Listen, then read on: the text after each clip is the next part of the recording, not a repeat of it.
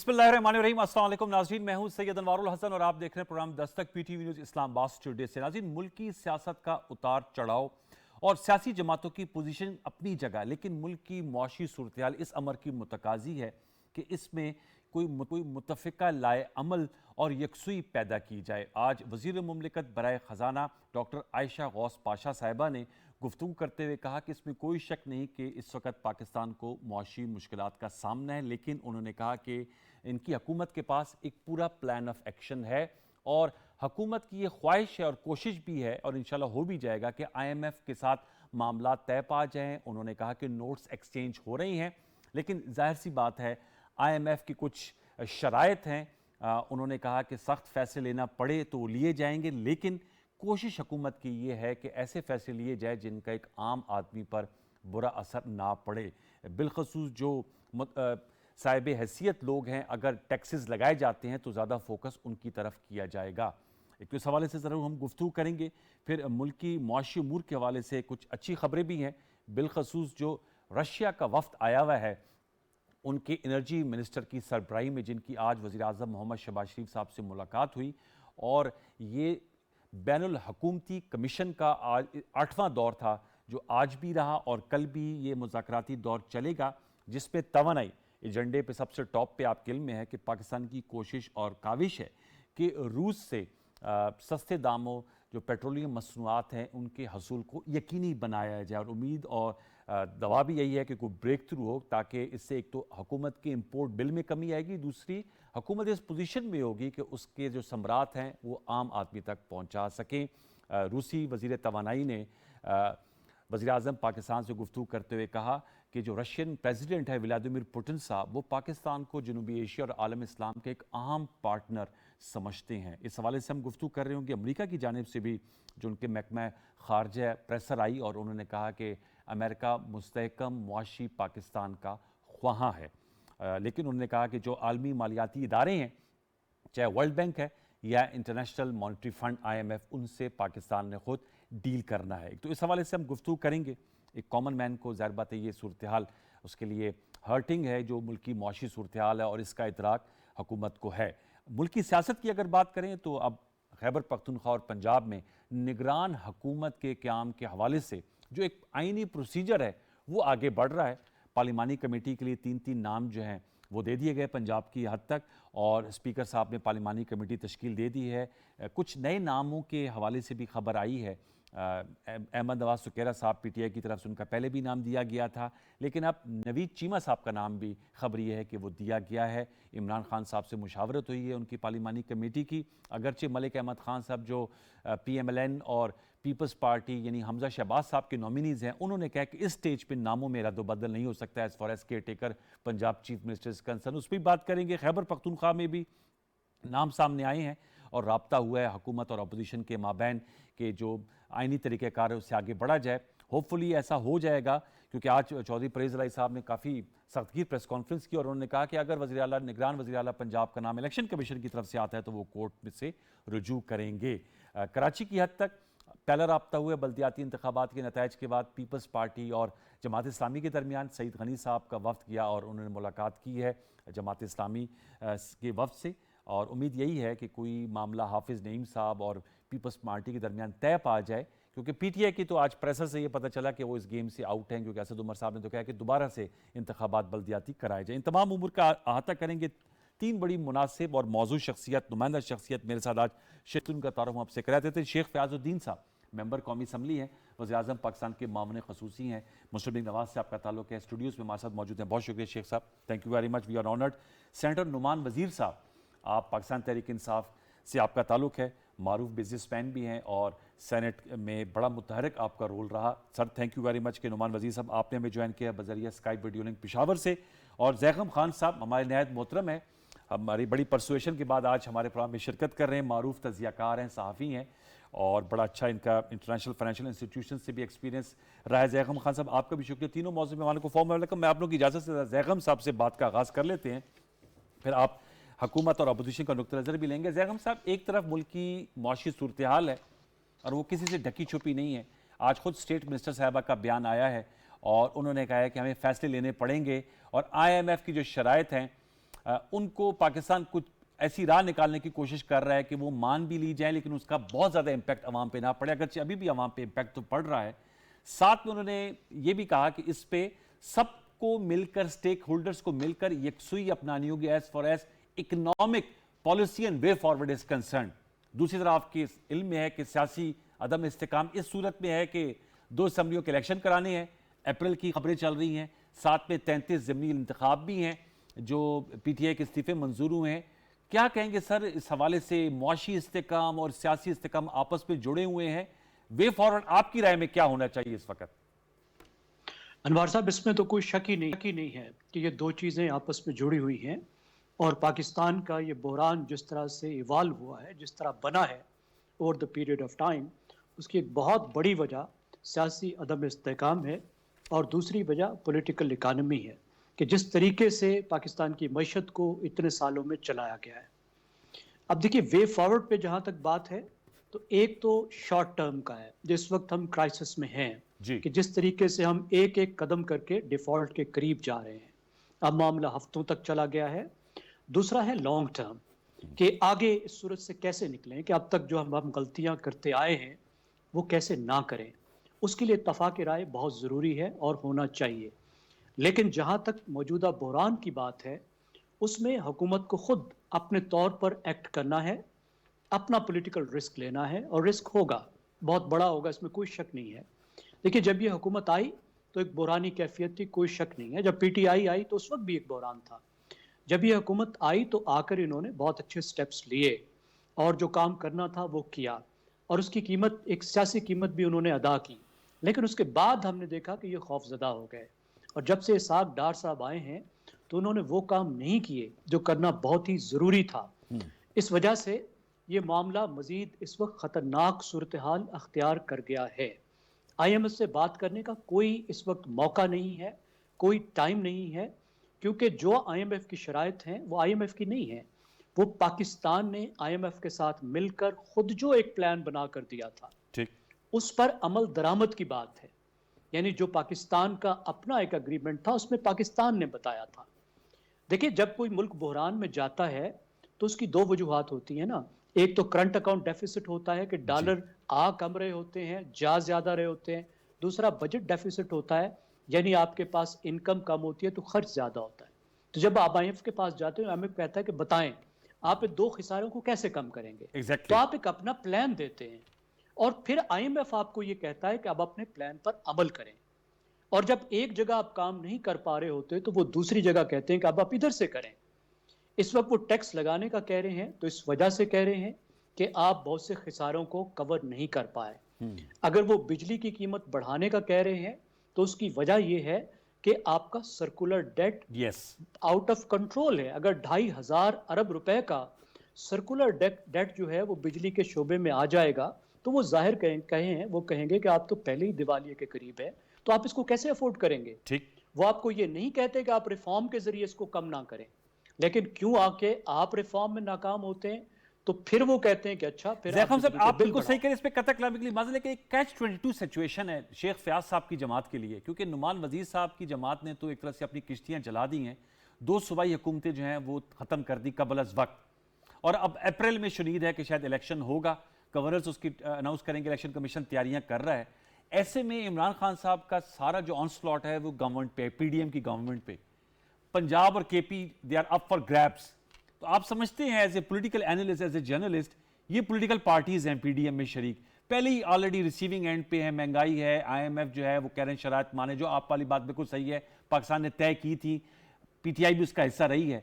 Given this political context, आप समझते हैं ये रिस्क ये लेंगे और लेना चाहिए?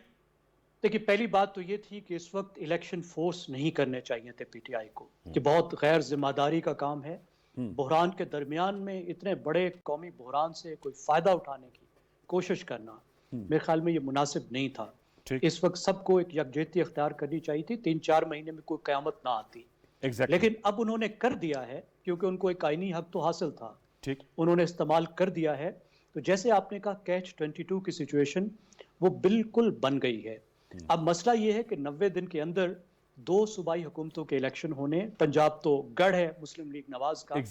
अब अगर इस अरसे में वो आईएमएफ के प्रोग्राम में जाते हैं तो एक बहुत बड़ी सियासी कीमत उनको अगले इलेक्शन में देनी पड़ेगी। ठीक है, लेकिन अगर वो नहीं जाते तो वो मुमकिन ही नहीं है। 3 महीने तो हम अफोर्ड नहीं कर सकते। अफोर्ड नहीं कर उसकी सकते। इस पे कीमत मेरे ख्याल में पाकिस्तान इस को नुक्ते पे बहुत सर बड़ी रुकते देनी आपने कहा कि अफोर्ड नहीं कर सकते और उसकी कीमत अदा करनी होगी। शेख फयाज साहब मैं आपके सामने, लेकिन जरा मैं नुमान वजीर की राय ले लूं। नुमान वजीर साहब, सर आप हमेशा से इस बात के दाई रहे हैं when you are serving the parliament as a senator की जी इकोनॉमी पे कोई ना कोई चार्टर ऑफ इकोनॉमी के लफ्ज से अगर चिड़ है, लेकिन मुफाहमत होनी चाहिए तमाम बड़ी पार्टीज की। सर इस वक्त आप मुझसे बहुत बेहतर समझते हैं जो इकोनॉमिक सिचुएशन है।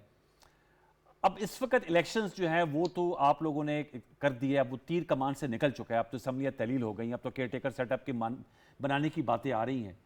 क्या कहेंगे अगर ये शेख फयाज साहब की जमात कोई सख्त फैसले लेती है, जैसे बिल्कुल सही कहा है ज़ैगम खान साहब ने कि 3 महीने अफोर्ड ही नहीं कर सकते अगर हम इस पे फैसलों पर बैठे रहें, तो पीटीआई तो जाहिर बात है जो उनका नैरेटिव है, जो बयानिया है, वो कह रहे हैं जी हमारे जाने के बाद जो मुल्क की मईशत है वो तो बिल्कुल बैठ गई है, तो आप इसको हैमर करेंगे तो ये कैसे सर मुल्क फिर आगे बढ़ सकेगा? नुमान साहब देखिए, ये मेलन अब वो स्टक है between the devil and the deep sea. ये अगर ये फैसले नहीं करते हैं तो मुल्क तो दुबई की तरफ जा रहा है। इवन अगर ये कहते हैं कि हम इलेक्शन कराते हैं तो इंटरम गवर्नमेंट ये फैसले नहीं कर सकती जो आईएमएफ मांग रही है। इस गवर्नमेंट ने पीएमएलएन ने करना ही पड़ेगा, इन्हें करना ही पड़ेगा अगर मुल्क को बचाना है। मुल्क को बचाना है, इतना सीरियस कंडीशन है। अब ये जो फैसले हैं ये हैं बड़े पॉलिटिकली एक्सपेंसिव फैसले हैं, लेकिन जितना भी वक्त आगे चलता रह जाएगा उतना ही पीएमएलएन को नुकसान मिलेगा। नहीं, सवाल ही था आप कुशन नहीं दे रहे ना, मैं सवाल ही था कि कुशन आप लोग नहीं दे रहे फैसले करने का। देखिए, क्वेश्चन जहां तक देना वो तो आपने देखना है ना, जैसे अभी जैगम साहब बात कर रहे थे, अगर पॉलिटिकल स्टेबिलिटी होगी तो इकोनॉमिक स्टेबिलिटी आएगी। पॉलिटिकल स्टेबिलिटी उस वक्त आएगी जब इलेक्शन होकर एक 5 साल के लिए एक हुकूमत आ जाए, स्टेबल हुकूमत आ जाए। पॉलिटिकल स्टेबिलिटी फिर इकोनॉमिक स्टेबिलिटी होगी। तो इसलिए जो हम पीटीआई वाले हम इसके पीछे पड़े हुए हैं कि आप जनरल इलेक्शन करें, कि ये एक स्टेप उठाकर एक मजबूत गवर्नमेंट जिसकी भी आए वो आएगी, वो ये फैसले करेगी। जो फैसले जहां तक ताल्लुक है, जैसे अभी बात हो रही थी, आपने ये बात की, आईएमएफ की 99% जो चीजें वो कहते हैं वो पाकिस्तान के मुफाद में। अगर वो ये कहते हैं कि आप 1500 बिलियन स्टेट ओन एंटरप्राइजेस के सरकारी कारखाने, पाकिस्तान स्टील मिल हो गया, रेलवे हो गया, पीआई हो गया, कोई 185 ऐसे कारखाने 1500 बिलियन नुकसान कर रहे हैं, क्यों मैं इनको दूं? मैं एक टैक्स पेयर हूं, मैं क्यों ये पैसा दूं 1500 बिलियन लोगों को जो बंद करके कारखाने, स्टील मिल बंद हुआ बैठा हुआ है, उनको तनख्वाहें मैं दे रहा हूं? ये हम अफोर्ड नहीं कर सकते। पेंशन आप देखिए, पेंशन हम दे रहे हैं जी 900 बिलियन पेंशन दे रहे हैं, 500 बिलियन को, 550 बिलियन सिविलियन को, 350 400 बिलियन डिफेंस फोर्सेस वालों। ये can we afford this thing? 11 lakh रुपए पेंशन लोग दे रहे हैं। इधर गरीबों की पेंशन जो 8-9 हजार है, मेरे हिसाब में पेंशन होनी चाहिए मिनिमम आपकी 20,000 होनी चाहिए और अपर लिमिट होना चाहिए 1 लाख रुपए का होना चाहिए। तो 20,000 वाला सर पेंशनर सर्वाइव कैसे करेगा जो इन्फ्लेशन है नुमान साहब? ये फिर मैंने जैसे आपको कहा ना कि एक टारगेटेड सब्सिडी देनी पड़ेगी। टारगेटेड सब्सिडी देंगे, गरीबों को देनी पड़ेगी। अदरवाइज आप देखें, बेसिकली आप एक गरीब कौम है, आपने आर्टिफिशियली अपने आप को बड़ा सेठों की तरह जिंदगी गुजारनी शुरू कर दी। आप एक थर्ड वर्ल्ड कंट्री के एक कमजोर मुल्क हैं, आप ये चीजें अफोर्ड ही नहीं कर सकते, लग्जरी चीजें जो आपकी शुरू होगी। आईएमएफ जो मैं बताऊं, पीटीआई की गवर्नमेंट में जो 5.76% ग्रोथ था, what was the main reason? One reason only, कि आपने जैसे मिफ्ता ने किया ना, फ्लोट किया, डॉलर को फ्लोट किया, मार्केट बेस्ड फ्लोट किया, रियल इफेक्टिव एक्सचेंज रेट पर आ गया, उसकी वजह से सारा कुछ ठीक है, ग्रोथ भी उसकी वजह से। अभी आपका क्या है? आपने इसको होल्ड किया, इसाक डार साहब ने 225 पर होल्ड किया, पकड़ा हुआ है। रिमिटेंस गिर गई आपकी, रिमिटेंस आपकी 2.7 बिलियन तक पहुंच गई थी, इस बार आ गई 2.1 बिलियन आई इस बार जी। इसका नेट इफेक्ट आपको पता है कितना बढ़ेगा? ये आपको $6 बिलियन का सालाना नेट इफेक्ट पड़ेगा इसका, ये आर्टिफिशियली होल्ड कर। $6 बिलियन, 6 बिलियन कितना है? जितना आईएमएफ आपको पैसा दे रही है। एग्जैक्टली। आप इंपोर्ट आपकी गिरनी शुरू होगी। कैट जो है ना, current account deficit, that is not the only thing. ठीक है, माना कैट अभी सेकंड कंसेक्यूटिव मंथ है, ठीक बेहतर होता जा रहा है, लेकिन क्या कैट से आपने इकोनॉमी को चोक कर दिया, इंपोर्ट रोक दी? कल स्टील सेक्टर की आपस में मीटिंग हुई, फिर आज मैं खुद तारिक बाजवा साहब से भी जाकर मिला, बाकी हम 3-4 स्टील सेक्टर वाले जाकर मिले। फरवरी के मिड में जाकर आपका स्टील पाकिस्तान में होना नहीं है, स्टील नहीं होगा तो आपकी कंस्ट्रक्शन रुक जाएगी, Yes. 45 रुकेंगे, और उसका क्या, सीमेंट प्लांट्स रुक जाएंगे, उसका बैंक्स पर इफेक्ट पड़ेगा। ये तो एक क्रूशल इफेक्ट होना शुरू हो गया। ये तो सर आपने मुझे आप- बताया, ये तो आपने हकायक बताया। अब ये मुझे बताया, आप कहते हैं इलेक्शन हो तो 5 साल का मैंडेट मिलेगा, लेकिन साथ में आप समझते हैं इन 3-4 माह में, और आपने खुद कहा कि इंटरिम गवर्नमेंट फैसला ही नहीं कर सकती, can we afford election at this juncture? सवाल ये है, इलेक्शन तो होने 2023 में अक्टूबर में। देखिए जी, पहले तो बात यही, इस सब कैटास्ट्रफी, इकोनॉमिक कैटास्ट्रफी जो हुई है ना, ट्रेजेडी कैटास्ट्रफी जो भी आप कहें, only one person is responsible, that is Ishaq Dar. आपके दौर में सब अच्छा था। नहीं, इनकी पार्टी का मिफ्ता बिल्कुल ठीक कर रहा था, वो बिल्कुल ठीक स्टेप कर रहा, चल रहा था जिस तरह वो कर रहे थे। इसाक डार साहब ने ये आर्टिफिशियली जो होल्ड किया हुआ डॉलर को, इसको फ्लोट करना चाहिए। ये डॉलर जाएगा आपका 260 270 पर, पेट्रोल की कीमतें आपकी जानी चाहिए 300 रुपए लीटर पर जाएंगी, गैस सर ये की फिर कौन कीमत। अफोर्ड करेगा सर? ये पब्लिक के हवाले से तो पब्लिक को भी तो देखना है ना। इसहाक डार साहब ज़ाहिर बात है सेनेट ऑफ पाकिस्तान को रखना है, जैसे आप भी, लेकिन आपने नुकता उठाया, मैं शेख फयाज साहब को ओपन करूंगा। शेख साहब बताइएगा सर, आप ये जो सिचुएशन सामने रखी है, नुमान वजीर साहब ने क्या कहेंगे? वो कहते हैं डॉलर को फ्री फ्लोट करने दें आप। बिस्मिल्लाहिर्रहमानिर्रहीम। जहाँ तक मेरे दो साथियों ने जो तज़िये पेश किए हैं, मैं बड़ी हद तक उनसे मुत्तफ़िक हूँ, और ख़ासकर जैगम साहब ने जो माशी और सियासी सूरत हाल पर तज़िया दिया है, बिल्कुल हमारे मुल्क के यही हालात हैं। लेकिन ये हालात हमें विरसे में मिले हैं, हमने नहीं बनाए।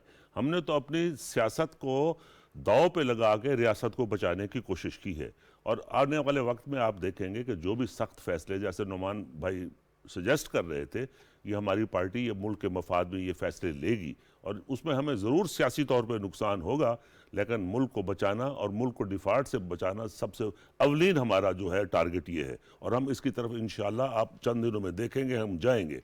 जहाँ तक IMF में जाने का ताल्लुक है, तो वो जो तमाम शराइत जो हैं वो साबका हुकूमत तय करके गई थी, साइन करके दे के गई थी, हमने उन्हीं पे आगे बढ़ना है और उनको मुकम्मल करना है। और आपने आज भी सुना होगा, आयशा पाशा ने कहा है कि हम वो तमाम शराइत पूरी करेंगे जो हुकूमत लेकिन उसका जो ब्लो बैक आएगा, पंजाब में इलेक्शन होने हैं, आप भी पंजाब से MNA के सीट के जी इलेक्शन बिल्कुल, लड़कर आए हैं। आपकी बात दुरुस्त है, इसकी हमें बहुत भारी कीमत अदा करनी है, लेकिन हमारे सामने कोई रास्ता नहीं। वो दलदल जिसमें हमें गिराया गया है, या जो वो खलीज जो हमें मिली है, हमने उसको पाटना है, उसको हर सूरत में हमने मुल्क को डिफ़ॉल्ट से बचाना है। अगर हम फैसला ये नहीं लेंगे तो मुल्क डिफ़ॉल्ट कर जाएगा। डिफ़ॉल्ट होने की सूरत में जो हालात होंगे वो आपको भी अंदाज़ा है, श्रीलंका में जो हुआ है। खैर, इमरान खान साहब की तो ख्वाहिश भी यही है कि वो पहले दिन से इस बात पे लगे हुए हैं कि मुल्क को डिफ़ॉल्ट किया जाए, ताकि हम लोग, जो हमारी पार्टी है वो अनपॉपुलर हो जाए, खा मुल्क को जितना भी नुकसान हो जाए। इस वक्त ज़रूरत ये है कि तमाम सियासी जमातों को हुब्बुल वतनी के तकाजे के तहत माशी तौर पे इकट्ठे होना चाहिए फैसलों पे। जैसे नुमान भाई ने कहा, अगर डॉलर का रेट बढ़ा दिया जाए, अगर आज 250 कर दिया है, तो आप देखें महंगाई कहाँ चली जाएगी। और उसके लिए हमें सख्त फैसले लेने पड़ेंगे। अगर हम ये नहीं लेंगे तो मुल्क यकीनन डिफॉल्ट की तरफ चला लेकिन वो जो जाएगा। एक पिसा हुआ तबका है सर, आपकी ये भी तो जिम्मेदारी है ना रियासत की, कि उनको उसका भी जी जी जी जी गुर्बत के लेवल से जी, थोड़ा जी, ऊपर जी, रखना। जी, वो तो जी, बिलो पॉवर्टी लाइन चले जी जाएंगे बिल्कुल, लोग। आपकी बात दुरुस्त है। उनको बचाने के लिए टारगेटेड सब्सिडी दी जाएगी, और ये इस वक्त हमारी जो माशी टीम है वो सर जोड़ के बैठी हुई है और यही फैसले कर रही है कि टारगेट सब्सिडी कैसे दी जाए, गरीब को इस महंगाई से कैसे बचाया जाए। तो आने वाले वक्त में देखेंगे कि हमें अल्लाह ताला से पूरा भरोसा है कि माजी में भी IMF का प्रोग्राम अगर किसी ने पूरा किया था तो वो पाकिस्तान मुस्लिम लीग की हुकूमत थी। और साक डार साहब फाइनेंस मिनिस्टर जी, थे। थे। अब ये मुझे बताएगा कि एक और सवाल आता है, फिर मैं जैगम साहब के पास जाऊंगा, कि जब पंजाब में, KP में और 33 नशिस्तों पर इलेक्शंस हो रहे हैं, तो सर आप खुद मेंबर कौमी असम्बली हैं, तो आपके लिए तो ये बेहतर पॉलिटिकल ऑप्शन नहीं कि आप लोग भी इलेक्शन में चले जाएं? देखें, अगर हम इलेक्शन में आप कहते हैं ना विरसे में मिली है आपको, जी जी जी जी जब विरसे में आपको मिली है तो लेट द पीपल डिसाइड। मेरी बात सुने, आपको भी 5 साल का रन मिले। नहीं, वो नहीं, जहाँ तक पंजाब का ताल्लुक है हम जरूर इलेक्शन में नहीं, जाएंगे। मैं कौमी सतह पे बात कर रहा हूं। कौमी जो इलेक्शन है आपको पता ही, वो तो होने 5 साल के लिए तो नहीं होने हैं ना। ये जो 35 सीटें हैं ये इलेक्शन होने हैं 5-6 माह के लिए। वो है, मैं कह रहा हूं अगर आप PMLN या PDM की गवर्नमेंट ये फैसला कर ले कि जी हम भी कर लेते साथ इलेक्शन, हम ये चाहते हैं कि अप्रैल में चक्कर हो रहे हैं। ये भी मैं समझता हूं कि हुब्बुल वतनी का तकाजा ये है कि हमें अभी इलेक्शन में नहीं जाना चाहिए। इंटरिम हुकूमत से IMF मुआहदा करेगी या इंटरिम गवर्नमेंट को ये अख्तियार हासिल होगा कि वो सख्त फैसले ले, वो तो डे टू डे वर्किंग के लिए होती है। वो सुप्रीम कोर्ट का भी अहकाम आती हैं कि इंटरिम गवर्नमेंट है जो वो सियासी या माशी फैसले नहीं ले सकती। उन्होंने डे टू डे वर्किंग करनी होती है और ना IMF उनसे कोई मुआहदा करने के लिए तैयार होगा। तो इन सब हालात में निकलने के लिए हमें सियासी सूझबूझ भी चाहिए और हुब्बुल वतनी भी चाहिए और कोई सियासी इत्तेफाक राय की भी जरूरत है, वही मैं अर्ज कर रहा हूँ जो कि हमें नजर नहीं आ रहा। हमारी हमेशा कोशिश है कि हमने हमेशा मुज़ाकरात की दावत दी है, लेकिन आगे से जो जवाब मिलता है चोर चोर डाकू डाकू मिलता है, हमें वो भी बर्दाश्त है। लेकिन हम अब भी चाहते हैं कि वो हमारे साथ बैठ के या हम उनके साथ बैठ के एक मुआशी हल निकालें और एक मुआशी जो हम स्कीम बना लें उस पर हम मुत्तफिक हो जाए और उस पर अमल दरामद हो। ज़ैगम साहब, ये जो सर आर्गूमेंट है जो नुमान साहब ने भी कहा है और हर PTI का जो मेहमान है हमारे शो में कहते हैं, खुद इमरान खान साहब को मैंने कहते हुए सुना है कि जो इलेक्शन है they will ensure the political stability as we speak. ज़ाहिर बात इलेक्शन से एक डायरेक्शन मिलती है, जो भी गवर्नमेंट आती है वो 5 साल के लिए आती है, लेकिन हम मौजूदा मुआशी हालात की बात कर रहे हैं एज वी स्पीक। क्या आप समझते हैं इलेक्शन से पॉलिटिकल स्टेबिलिटी आएगी और जो एक 5 साल का मैंडेट होगा तो क्लियर विजन सामने आएगा? और क्या मौजू है इस वक्त पूरे पाकिस्तान में इलेक्शन का होना, या आप समझते नहीं इंटरिम गवर्नमेंट को नहीं दिया जा सकता क्योंकि हम सस्टेन नहीं करेंगे, IMF मुज़ाकरात नहीं करेगा या वर्ल्ड बैंक पीछे हट जाएगा? देखिए, पॉलिटिकल स्टेबिलिटी तो नहीं आएगी, नहीं आएगी। और उसकी वजह है PTI का तर्ज सियासत। अगर इमरान खान हार गए तो सड़कों पर होंगे, अगर जीत गए तो अपोजिशन जेलों में होगी। दोनों सूरतों में पॉलिटिकल इंस्टेबिलिटी नहीं आ सकती। लेकिन इसके बावजूद मैं समझता हूं कि इस वक्त इलेक्शन के अलावा कोई रास्ता बचा नहीं है। अच्छा, इस वक्त हम जिस मोड़ पर आ गए हैं, इस वक्त मुस्लिम लीग नवाज को भी यही सूट करता है, मुल्क को भी यही सूट करता है कि फौरी तौर पर इलेक्शन कॉल किए जाएं और इंटरिम गवर्नमेंट को जो निगरान हुकूमत होगी उसको तमाम पार्टियां ये मैंडेट दें, ये लिख कर दे दें, ये कह दें, अनाउंस कर दें कि ये गवर्नमेंट जो फैसले करेगी हम आकर हुकूमत में उसको ऑनर करेंगे। and will it be acceptable to the IMF और other financial institutions? जी बिल्कुल होगा, क्योंकि वो स्टेट के साथ डील करते हैं। और अगर ये पार्टियां, बड़ी पार्टियां 2-3 अगर ये कमिटमेंट दे देंगी तो उनकी और भी तसल्ली हो जाएगी ऑन बिहाफ ऑफ स्टेट। देखिए, प्रोग्राम तो IMF का चल रहा है ना, नया प्रोग्राम का मुआहदा नहीं करना आपने। वो एक ज्यादा मुश्किल होती अगर एक नया प्रोग्राम निगोशिएट करना होता। इस वक्त आपने जो प्रोग्राम चल रहा है उसकी कमिटमेंट्स पूरी करनी है ताकि 9th रिव्यू हो जाए, 10th रिव्यू भी करीब पहुंच गया है और पाकिस्तान की जो उसके साथ प्रोग्राम है वो बहाल हो जाए। उससे बाकी तमाम जो आपके रुके हुए पैसे हैं वो आने शुरू हो जाएंगे।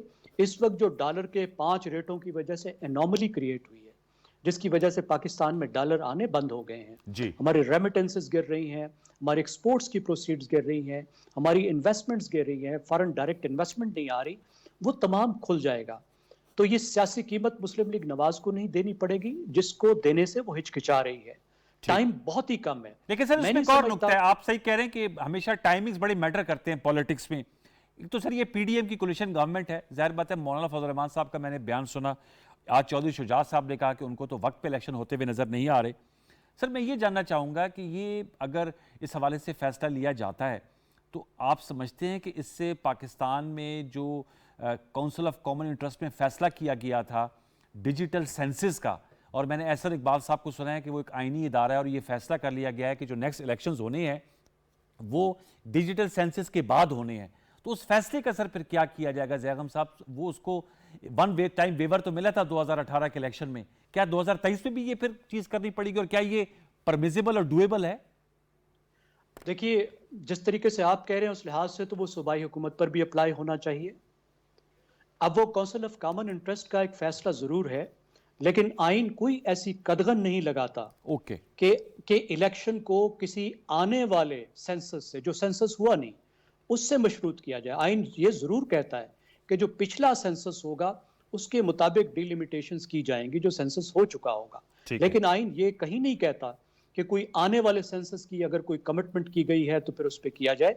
लेकिन देखिए, अगर PDM ये कर रही होगी तो फिर तो मसला नहीं होगा ना, क्योंकि एतराज तो PDM ने ही इस बात पे करना है। जी PTI को तो इस बात पे कोई एतराज नहीं है ना। Fair enough. अगर PDM ये खुद फैसला करेगी कि इलेक्शन को कॉल करना है फिर तो ये मसला नहीं है। ठीक है, ओके। व्यूअर्स, एक छोटा सा वक्फा लेते हैं, वक्फे के बाद आएंगे तो जरा मैं जाऊंगा सेनेटर नुमान, उनका पॉलिटिकल व्यू भी लूंगा। जाहिर बात है पॉलिटिकल इकोनॉमी की जब हम बात कर रहे हैं तो वो PTI जो इलेक्शंस कह रही है, तो क्या उनके दौर में ये इकोनॉमिक प्रॉब्लम फिक्स हो गए थे 3 साल 8 माह में और ये 8-9 माह में दोबारा से इमर्ज हुए हैं? ये जानने की कोशिश करेंगे। छोटा सा वक्फा, शेख फयाज साहब भी हमारे साथ मौजूद है, ज़ैगम साहब भी वक्फा ले लीजिए।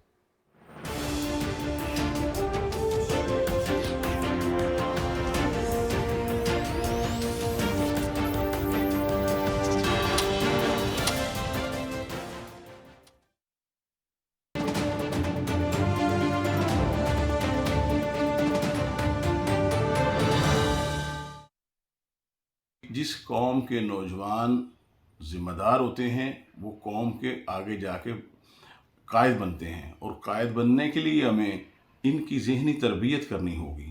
क्यों कि इंटरनेट का गलत इस्तेमाल मुआशरे में बड़ी तेज़ी से फैल रहा है।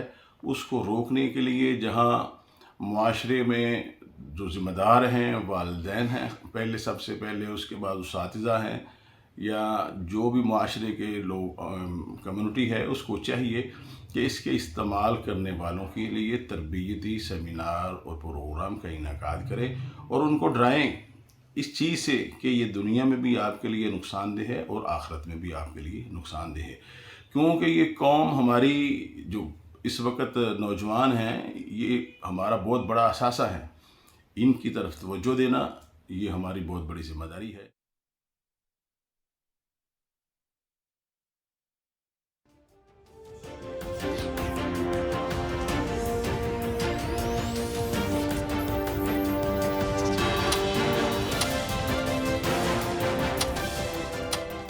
Welcome back. नुमान वजीर साहब, सर आपसे सवाल ये है, अभी कराची बल्दियाती इंतखाबात, उसका एक सर आपको बताता है पहलू कि पीटीआई की 14 MNAs की सीट थी, 22 के करीब MPs थे 2018 के इलेक्शन में। आप तीसरे नंबर पे आए हैं जो कराची में बल्दियाती इंतखाबात हुए हैं। सिंध में तो ज़ाहिर बात है पीपल्स पार्टी ने बिल्कुल स्वीप किया है और यहाँ पर जमात इस्लामी और Peoples Party neck and neck है। पीपल्स पार्टी चंद सीटों से आगे हैं, लेकिन आज असद उमर साहब ने मुस्तरद कर दिया इलेक्शन को और कहा कि दोबारा कराए जाएँ। सर सवाल यह है कि आप कहते हैं कि इलेक्शन हो जाए ताकि आपको टर्म मिल जाए, जिस जमात को भी मिलती है, शेख फयाज साहब को मिलती है, आपको मिलती है, पीपल्स पार्टी है, जिस जमात को मिलती है। सवाल यह कि क्या जो नताइज आएंगे उनको माना जाएगा? अगर आप हार गए या तीसरे नंबर पे आए जैसे कराची में आए और केपी या पंजाब में, तो आपने कहा हमने इलेक्शन नहीं माना, दोबारा कराओ, तो वो तो पॉलिटिकल स्टेबिलिटी तो फिर असर नहीं आएगी ना नुमान साहब। देखिए, यू राइट कि अगर इसी तरह जैसे जैसे जितनी धांधली इस दफा इलेक्शन में कराची में नजर आई है और जो वीडियो और ऑडियो रिकॉर्डिंग्स भी जो नजर आती हैं, उसमें तो अगर इस किस्म के इलेक्शन हो जाए फिर से सारे पाकिस्तान में या प्रोविंसेस में दोनों हो जाए, तो फिर तो बड़ा क्वेश्चनेबल होगा। इस चीज को इलेक्शन कमीशन को हमने और बेहतर बनाना है। अब ठीक है, वो उनकी आईनी लिमिट है, उस पर अरसा है जिसके अंदर वो चीफ इलेक्शन कमिश्नर रहेगा वहाँ जी, लेकिन it has to be made in a manner के fair and transparent type election हो जाए। अगर इस तरह नहीं होता है तो फिर तो और भी मुल्क जो अभी जो इस हालत में है, बल्कि मैं तो इस हद तक बोलता हूँ कि इलेक्शन तो आप जो भी करना चाहें, मुल्क होएगा तो इलेक्शन होएगा।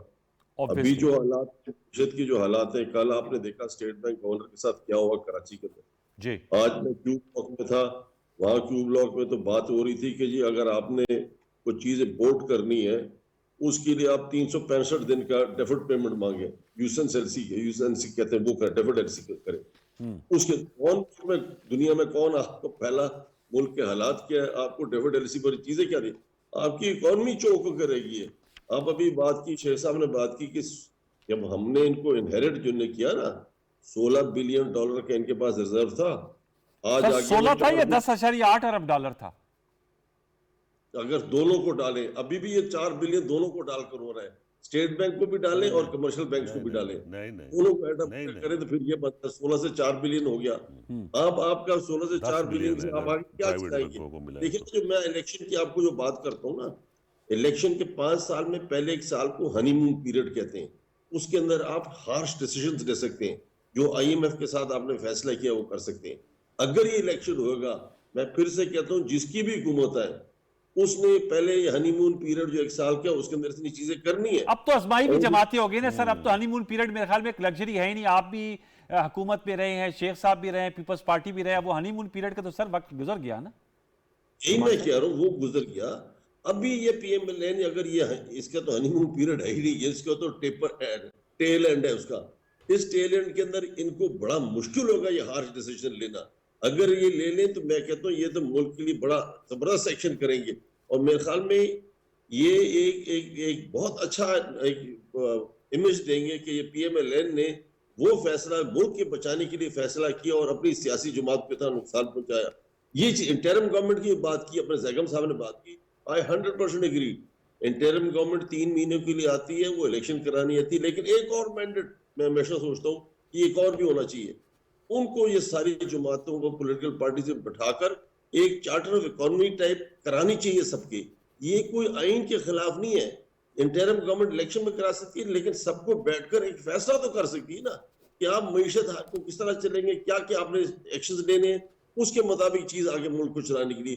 सो that is then till the time.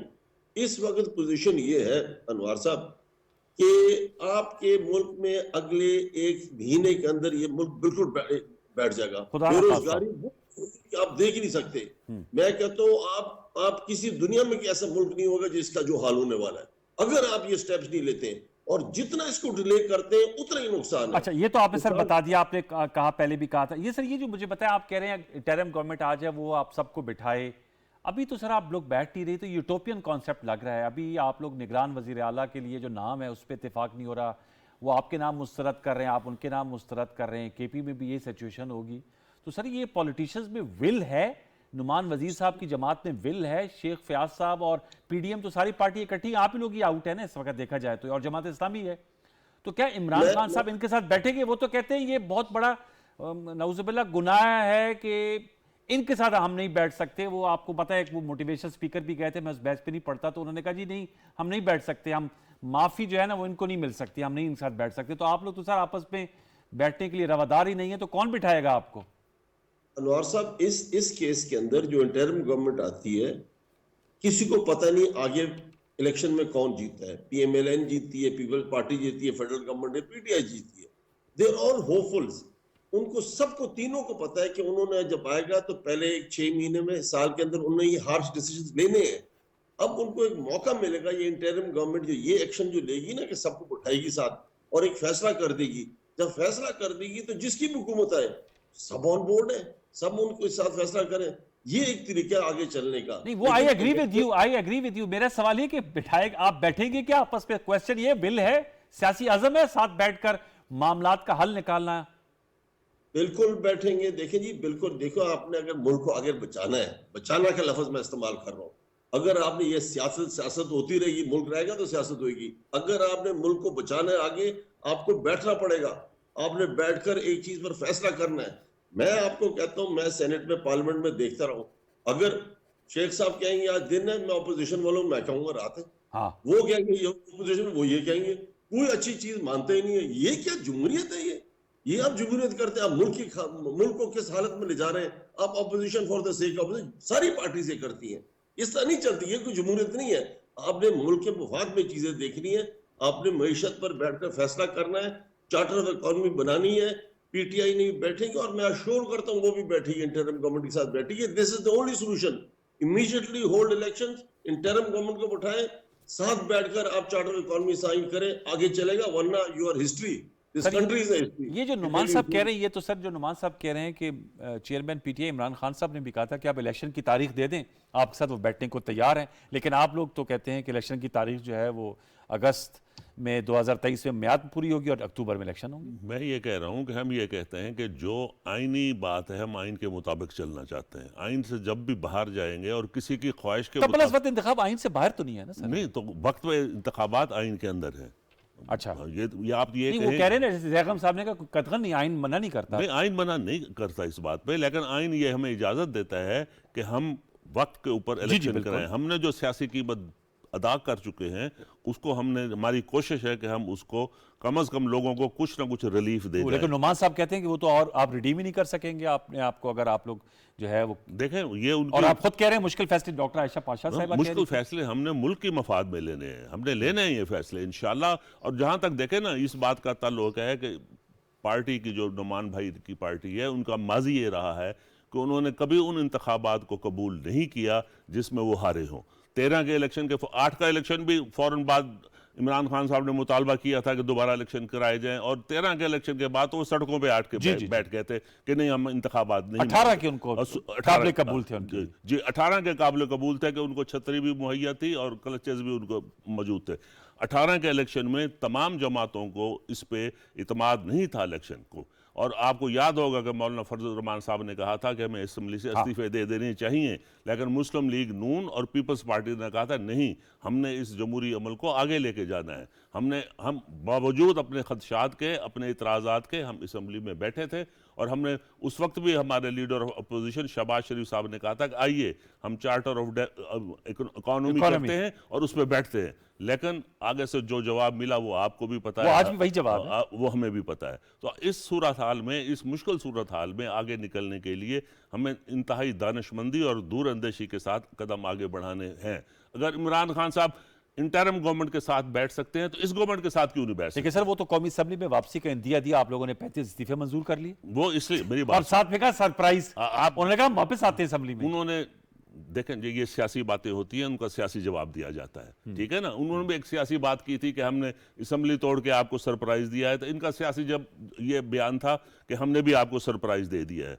तो बात ये थी कि अगर ये अब भी आना चाहते हैं तो 70 मेंबर्स को कम नहीं होते असेंबली में तादाद, अब भी आके बैठे और मामलात को असेंबली का जो मुनासिब फोरम है उस पर आगे तय करें ताकि मुल्क आगे की तरफ बढ़ अच्छा, चले। ये जो नवाज साहब ने बात की, मैं क्योंकि आप भी अपोजिशन में रहे, आप हुकूमत है, उनका अपोजिशन अगर कहती है सुबह है तो हुकूमत वक्त कहती है शाम है, इस कल्चर से हम कैसे बाहर आ सकते हैं शेख फयाज साहब? इस सूरत देखें ना, इस सूरत में आ सकते हैं कि politicians have to lead the change. जी बिल्कुल, देखें हमने जब भी 18 के इलेक्शन में हमें बहुत सारे इतराज़ात थे, हमारे खदशात थे, लेकिन हम असेंबली में आके बैठे और हुकूमत के साथ बैठे, हम पार्टियों में भी बैठे, उनकी जो असेंबली की स्टैंडिंग कमेटी में भी बैठे, हर जगह पे हम बैठे, जो भी आइन का, लेकिन इख्तलाफ ही रहा ना, शोर शराबा ही रहा ना सब। शोर शराबा हमने नहीं किया। आप देखें ना, हम अपोजिशन में बैठे हो और हमें, हालांकि काम अपोजिशन का शोर मचाना होता है, लेकिन आप उनके 3 साल उठा के देख लें कि शोर कौन मचाता था। ज़ैगम साहब, आपसे जानना चाहूंगा सर, सवाल से बताइएगा मुझको कि नुमान वजीर साहब ने बिल्कुल सही बात की कि हमें सबको मिलकर बैठना है, शेख फयाज साहब भी कह रहे हैं कि हमें बैठना है। क्या अमर माने हैं कि ये रियलाइजेशन है पॉलिटिशियंस में, पॉलिटिकल पार्टीज में, लेकिन बैठ नहीं पा रहे, ईगोस का इशू है? क्या वजह है कि कोई अमर माने है कि ये आपस में बैठ नहीं पा रहे, रियलाइजिंग इट कि पाकिस्तान जो है वो इकोनॉमिकली इतना स्टेबल नहीं है? ईगोस का इशू नहीं है जी, ईगो का इशू है। अच्छा, ईगो का और पॉलिटिक्स का इशू है। मसला ये है कि अगर आप देखें 1980 की दहाई से लेकर 1990 की दहाई, दो ढाई दहाइयाँ जो है, मुस्लिम लीग नवाज और पीपल्स पार्टी का भी आपस में यही एटीट्यूड था जी। फिर जनरल मुशर्रफ साहब आए और उन्होंने सबक सिखाया और इनको बताया कि आपस में बैठना, rules of the game set करना कितना इंपॉर्टेंट है, जिसके नतीजे में फिर आपने देखा कि 2006 में चार्टर ऑफ डेमोक्रेसी हुआ, तब्दीली आई, मामलात बेहतर हुए। मसला ये कि इमरान खान उसके आउटसाइडर थे, वो उसको नहीं मानते, उनकी जिस तरह की सियासत है उसमें किसी तरह की अकोमोडेशन नहीं है। जब वो अपोजिशन में होते हैं तो हुकूमत को नहीं मानते, हुकूमत में होते हैं तो अपोजिशन को नहीं मानते। जमहूरियत में जो 2 आइल्स होती हैं, जो 2 साइड्स होती हैं, जो हाउस के 2 हिस्से होते हैं, इमरान खान उसको नहीं मानते। वो अपने सियासी मुखालिफों को चोर, डाकू, चक्का, लुटेरा कहते हैं, वो उनके सियासी मुखालिफ नहीं समझते। अगर इमरान खान अपने तर्ज सियासत में थोड़ी तब्दीली लाएं, अकोमोडेशन लाएं, ये समझें कि चोर वो होता है जिसको अदालत चोर कहे, अदालतों को काम करने दें, डाकू वो होता है जिसको अदालत डाकू कह दे। आप अपने तौर पर जज ज्यूरी नहीं बन सकते, खुद से फैसले नहीं कर सकते। तो मेरे ख्याल में जब तक पीटीआई के तर्ज सियासत में ये तब्दीली नहीं आएगी तो पाकिस्तानी सियासत में रूल्स ऑफ द गेम दोबारा सेट नहीं होंगे। आपस में मिल बैठकर एक नया चार्टर उसको सेट करने की ज़रूरत है। और मेरे ख्याल में इमरान खान की पीटीआई की सियासत इस जहर के बगैर भी चल सकती है। बहुत बड़ी पार्टी है, अब उसकी बहुत बड़ी फॉलोइंग है, उन्हें इस चीज़ को कंसिडर करना चाहिए। ठीक, बहुत इंपॉर्टेंट नुकात उठाए नुमान साहब, बड़ी थॉट प्रोवोकिंग बात की है कि आपकी काफ़ी बड़ी माशाल्लाह जमात है। आप देखें ना, पंजाब में हुकूमत थी, खैबर पख्तूनख्वा में थी, आप लोगों ने खुद इसको ख़त्म किया, आज़ाद कश्मीर में है, गिलगित बल्तिस्तान में 8-9 माह पहले पाकिस्तान में फेडरल में भी थी। तो सर, को तर्ज सियासत में तब्दीली की तवक्को रखनी चाहिए, इवॉल्व करती है ना पॉलिटिकल पार्टीज। अनवार साहब देखिए ना, अभी सीधी सीधी बात करते हैं, आपके पिछले 60-70 साल में ये जमहूरियत हमें इस लेवल पर ले आई है जहाँ आप खड़े हैं आज, जहाँ मुल्क को डिसइंटीग्रेट होने का खतरा है। ये इसको आप जमहूरियत कहते हैं, इसको आप कहते हैं कि हमने डेमोक्रेसी है, ये पार्लियामेंट है हमारा जिसके मैं भी मेंबर हूँ, ये कोई नहीं है, ये कोई नहीं है। अब आप जब इसके अंदर जो ज़ैगम साहब कह रहे हैं ना कि पीटीआई वाले ये क्यों कहते हैं चोर डाकू, क्योंकि इस मुल्क को चलाया ही सारे चोर डाकुओं ने, वेदर वो पॉलिटिशियन है, वेदर ब्यूरोक्रेसी है, सब में ये, वेदर बिजनेसमैन है, सब ने चोर डाकुओं का एक्शन किया, सब ने लूटा इस मुल्क को, सब ने इसको इस लेवल तक लाया। इसको जब हम लोग, और एक और चीज मैं आपको बता दूं जैगम साहब, ये जो है ना, यहाँ जो है ना, वो मैकवेलियन की जो थी ना, उससे भी वो अल कपून की स्टोरी आ जाती है कि वो आपका जो है ना व्हाइट कॉलर क्राइम, इतनी महारत हासिल हुई है पाकिस्तान के अंदर हमारे सियासतदानों के अंदर और स्पेशली लीडरशिप्स के अंदर हमारी, कि उन्होंने लूटा इस मुल्क को इस तरीके से लूटा कि कुछ एविडेंस भी नहीं छोड़ा किसी। आई कैन गारंटी यू किसी कोर्ट ऑफ लॉ में ये इनके खिलाफ एक चीज भी प्रूफ नहीं हो सकती है। जो चोर डाकू बिजनेसमैन, ब्यूरोक्रेट या पॉलिटिशियन, इंक्लूडिंग पॉलिटिशियन, उसमें जो करप्शन है ना, उसने इतनी सफाई से की है, कुछ एविडेंस नहीं छोड़ा। सर ये तो तशखीस कर दी ना नुमान साहब, हल बताएं ना सर इसका, ये तो आपने तशखीस से कर दी ना, हल क्या है सर इसका? मैं अनवार साहब, ये जो आप कहते हैं ना लोग बार बार इमरान खान बेचारा बड़ा सिंपल स्ट्रेट फॉरवर्ड आदमी है, मतलब सीधी सीधी बात करता है। वो तो एक पीएम चौधरी परवेज इलाही साहब से तो सर जो सीधी सीधी बात करते थे, फिर आपने देखा उनसे ताउन भी कर लेते हैं, एमक्यूएम से भी आपके कोलिशन पार्टनर रहे, ऐसा सीधापन भी नहीं है। मैं अनवार आपको बताता हूँ कि पीएन की सिलेक्शन हो रही थी, पीएन की चपरासियों की। उसने कहा, किसने कहा कि ये तो हमारे एमपी, इसका राइट है कि हम लोगों को सिलेक्ट किया। उसने कोई राइट नहीं है, ये आपने इसका भी एनटीएस कर रहे हैं। इसका एनटीएस क्या होता है? उसमें भी कोई क्राइटेरिया होना चाहिए, कोई ऐसे नहीं करूंगा। वो तो इस किस्म का आदमी है, इस जहनियत का आदमी है। तो जब वो उसको नजर आता है कि चोर लोगों ने किया, ऊपर से कुछ प्रूव भी नहीं कर सकते, उसकी ये बात आती है। तो जैगम साहब, this is the reason. Zaigham साहब, आप पे सर इस पे कोई क्या जवाब देंगे जो नुमान साहब ने बताया? सर पूरा थीसिस रखा है पीटीआई का और मुल्क के हालात। देखिए, नुमान साहब की मैं इस बात से इत्तफाक करता हूं कि पाकिस्तान में जो करप्शन है और जो ऑर्गेनाइज करप्शन है और जो लीगल करप्शन है, और ये मसला सिर्फ एक पार्टी का नहीं है, सिर्फ सियासतदानों का नहीं है, हमारी पूरी अशराफिया का है। लेकिन उन्होंने ये भी बता दिया कि इस वक्त मौजूदा जो पीटीआई खुद तरीका तजवीज़ करती है वो काम नहीं कर सकता। तो इसका फिर हल क्या है? तो हल तो इंस्टीट्यूशनल है ना, कि आप गवर्नेंस में ऐसे रिफॉर्म लाएं, आप निज़ाम इंसाफ में ऐसे तब्दीलियां लाएं जिसके नतीजे में करप्शन ख़त्म हो। ट्रांसपेरेंसी की तो एक पूरी साइंस मौजूद है। तो पीटीआई ने उसके लिए क्या किया? क्या पीटीआई ने ऐसे रिफॉर्म्स की, गवर्नेंस रिफॉर्म की, जस्टिस सेक्टर की रिफॉर्म की, पुलिस की रिफॉर्म की, जिससे आगे आने वाले वक्त में करप्शन पे बंद बांधा जा सके? वो तो नहीं हुआ। आपने देखा कि जो ट्रांसपेरेंसी का इंडेक्स है, जो करप्शन परसेप्शन इंडेक्स है, उस पर तो पाकिस्तान मजीद नीचे गिर गया, क्योंकि आप माजी को पीटते रहे, मुखालिफों को पीटते रहे। आपने जिस करप्शन के खिलाफ अलम बुलंद किया था, उसको खत्म करने का कोई इंस्टीट्यूशनल तरीका नहीं निकाला। तो वे फॉरवर्ड भी यही है, मिलकर बैठे तो ये करें कि कौन से रिफॉर्म्स करने हैं, पीछे को चले भूल जाएं। जिसने खा लिया, जो आगे जेब कटनी है उसको तो रोक लेना। Yes sir, towards the end मुझे पता है आपको थोड़ा सा प्रॉब्लम भी है, लेकिन अगर आपको इख्तिसार से कह सकें, वे फॉरवर्ड ये है, वो जैगम साहब ने जो कहा, जैगम साहब ने बड़ी खूबसूरत बातें की हैं, और इसका हल यही है कि तमाम जमातें बैठकर करप्शन के खिलाफ एक लाहेमल बनाएं और इदारों को मजबूत करें। वो कहते हैं, उनकी जमात कहती है करप्शन आप लोग के लिए इशू ही नहीं है। ये नुमान साहब और इमरान खान साहब कहते हैं करप्शन हमारे लिए इशू नहीं है, लेकिन आपने भी ट्रांसपेरेंसी का रिपोर्ट देख ली होगी कि पंजाब की पुलिस जो है इस वक्त करप्शन में सबसे आगे है। जो गवर्नेंस का हाल हुआ है, 3 सूबों में इनकी हुकूमत रही है, और उनमें जो कुछ हुआ है आपके सामने है। जो करप्शन की दास्तानें पीटीआई के दौर की थी, आप बताएं हम 9 महीने में कोई करप्शन का एक केस कोई आया है? और बात को छोड़ दे, इमरान खान साहब ने हमारे खिलाफ जो इंतकामी कार्रवाइयां की हैं, करप्शन का एक केस बता दे जो उन्होंने बनाया। वो कहते हैं व्हाइट कॉलर क्राइम प्रूफ ही नहीं हो सकता। नुमान साहब तो इसका तो कोई जवाब मेरे पास नहीं है ना, कि वो ये कहें कि प्रूव ही नहीं हो सकता, तो फिर उनको उन इदारों को मजबूत करना चाहिए था जिन्होंने प्रूव करना है। तो भाई बात ये है कि चोर डाकू कहने से बात आगे नहीं चलेगी। मिल बैठकर इस मामले को हल निकालना होगा, और मुहिब्बुल वतनी का तकाजा यही है कि अगर हमें थोड़ा सा भी एहसास है पाकिस्तान का, तो हम हालात को देखते हुए मिल बैठें और इसका रास्ता निकालें। लास्ट वर्ड नुमान साहब, इंस्टीट्यूशनल रिफॉर्म्स आप लोग भी नहीं कर पाए, मतलब अब कहना कि जी नैब तो मेरे कंट्रोल में ही नहीं थी, और पहले कहना कि नैब के थ्रू तमाम वो शहजाद अकबर साहब तो हमें याद है, आपको भी याद होंगे, वो मुशीर जो थे वो तो 2.5 घंटों की प्रेस कॉन्फ्रेंस करते थे। अब ये कहना कि जी वो तो बाजवा साहब चला रहे थे। सर रिफॉर्म्स तो आप लोग भी नहीं कर पाए ना, टू बी वेरी ऑनेस्ट।